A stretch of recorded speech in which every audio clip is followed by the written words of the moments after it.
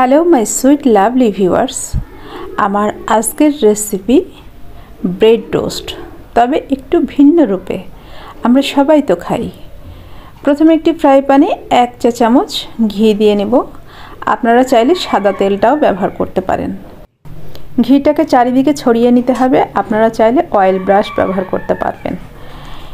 একটু হালকা ফ্লেমে ভাজতে হবে, মিডিয়াম টু লো। এর উপরে ব্রেডটাকে দিয়ে দিচ্ছি এবং কুকি কাটার দিয়ে মাঝখান থেকে শেপ করে কেটে নিচ্ছি। আপনারা যে কোনো কিছু দিয়ে শেপটা আনতে পারেন। এই যে হার্ট শেপে আমি কেটে নিয়েছি।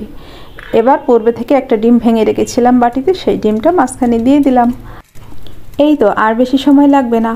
এটাকে একটু উল্টিয়ে নিলেই হয়ে যাবে ব্রেড টোস্ট।